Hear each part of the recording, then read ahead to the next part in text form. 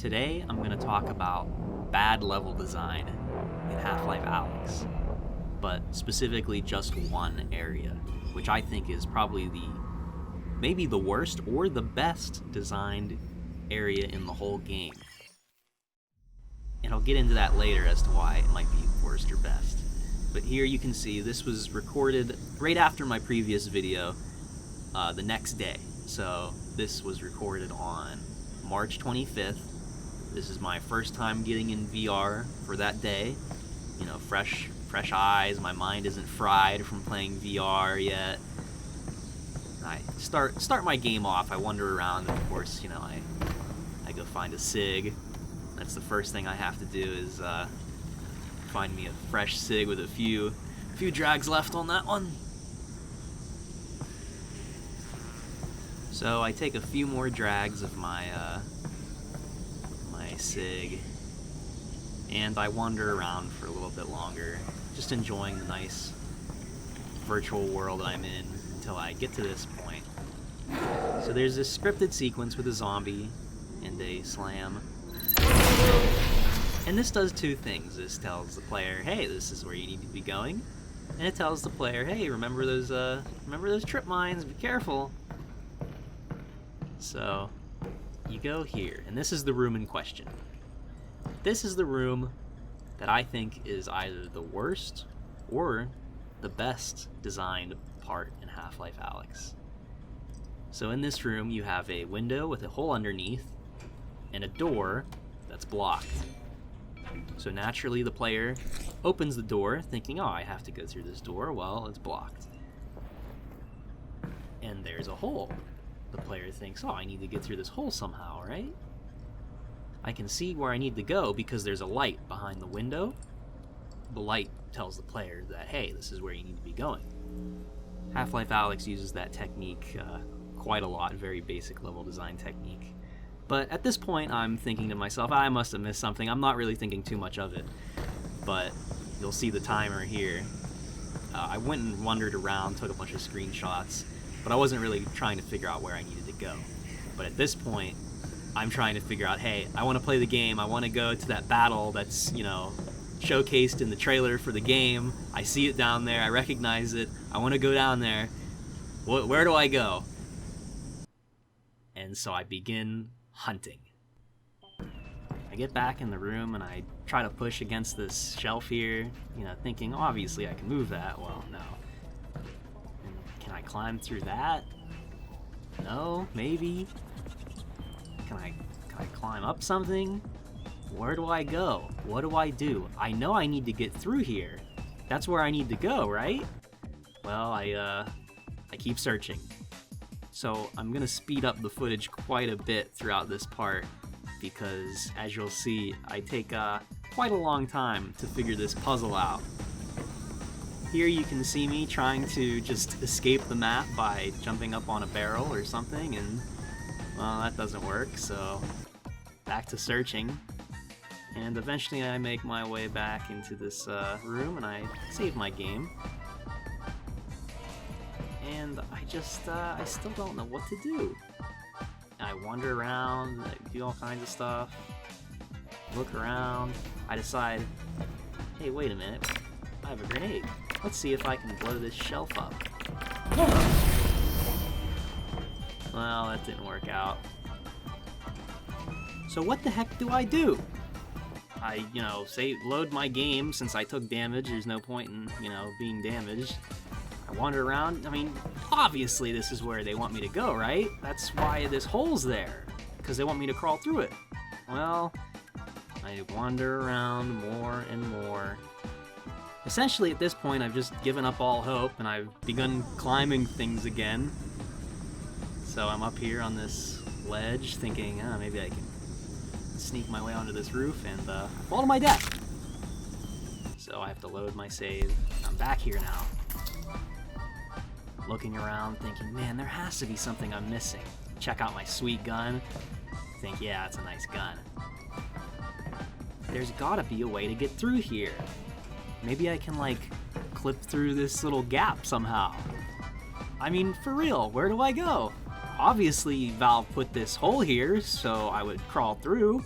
Why isn't there an indicator like in the other parts of the game where you can crawl through small spaces? What if, wait a minute, what if there was a way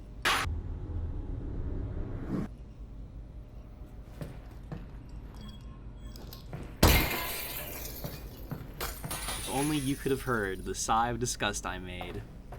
Now, you may be thinking, wow, you're really stupid and dumb, and you wouldn't be wrong, but it's not just me. I have to go in there. Can I? Here's a video of PewDiePie tackling the same room. I don't think I can fit in there. He obviously knows that he can't go through that hole. And he's already looking around and trying to figure out where does he need to go. Ooh. Is it behind the door? Nope. Can I push this? Watch this, see? He tries to push it. Instinctively, a player will try to push this away because the door is blocked, and that's kind of something you can do in the game. This game, huh? But in no other point in the game do you ever like have to break a glass window and go through it. So even though PewDiePie is a massive brain gamer like myself, he still has no clue where to go. Okay. So How do I watch get him in get up there? here, and you'll notice in just a moment, How do I get he in actually cuts his footage right there. There's a cut in the video, which makes me think that he probably wandered around and was confused for quite a long time, but we'll never know. I said at the beginning of the video that this might be one of the best designed areas in the whole game, because I think that this might be intentionally designed this way just to increase game length by a little bit. There's no way that this didn't pass playtesting. Like, it's possible, I guess. Maybe it just got around it, but here's another example. Here's Valve News Network. See, he pushed the thing away, just like PewDiePie, just like me. He has no clue what to do. He's analyzing the situation, he's walking around. The solution is so obvious, yet I've shown you 3 people so far who have absolutely no clue what to do. And how does Valve News Network solve the puzzle? Well, by a complete accident. He goes and tries to stick the plunger to the glass and see if it would stick, you know? Now, there are a few rooms near the beginning of the game that are otherwise inaccessible unless you break a window and step through it.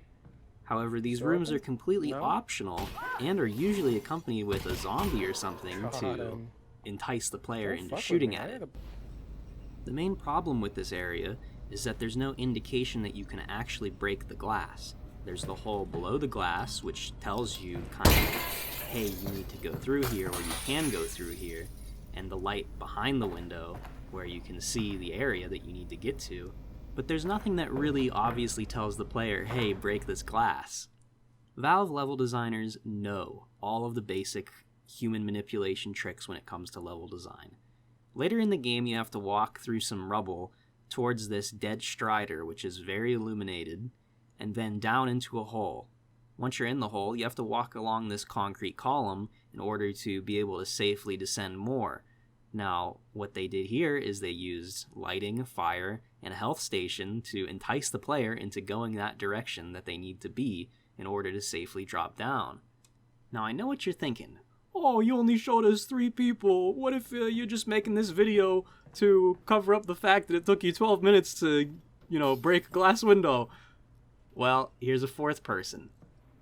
Now, I couldn't find that many videos of, day 1 walkthroughs of Half-Life Alyx, so I have 4 of them here. I have Valve News Network, Virtual Reality, Oasis, PewDiePie, and Jacksepticeye, which we'll see next.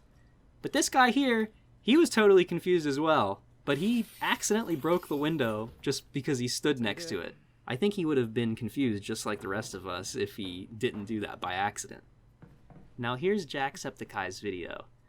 In my opinion, Jack either has a brain that works completely different than mine and PewDiePie's and Valve News Network's, or he saw this part beforehand in another video, or he played through it before, which I think is more likely. But the exception does prove the rule, and he immediately figured out how to get through this room. So maybe we are just really stupid, or maybe we got tricked by Valve. Maybe Valve did this intentionally. Maybe Valve used this to pad out their game length, as they do in many other parts of the game. It's no secret that the entire gameplay of Half-Life Alyx consists of the typical high-low pattern of fighting enemies and then exploring, or doing puzzles, fighting enemies, exploring, etc., etc. It's very possible that this was added not to pad the game, but to break up gameplay, where you're exploring and now you're suddenly faced with a challenge that's completely different from any you faced before. Or it could just be bad level design. Okay. Now where do you get off saying what is or isn't good level design? Well, I myself am a professional level designer, and I do know what I'm talking about to an extent. Sometimes as a level designer, or environment artist as it's sometimes called, you have to make decisions that you don't like, or you have to rush areas that aren't that important to the scope of the project. Was it intentional? Was it an accident? I don't know. We'll never know the truth of what I've dubbed the window room unless a environment artist at Valve decides to watch this video and comments on it. The clip you're watching right now is actually what I did between leaving the window room the first time and starting my timer. I decided to climb up here just to see if I could, and I can.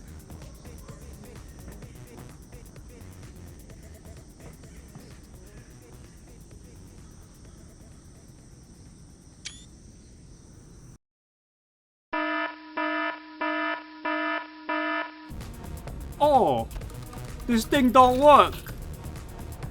I must need one of them electric boys, huh? One of them little electric doodads. I wonder where that thing is. Where is this? Oh, there it is right there. I found it, no problem.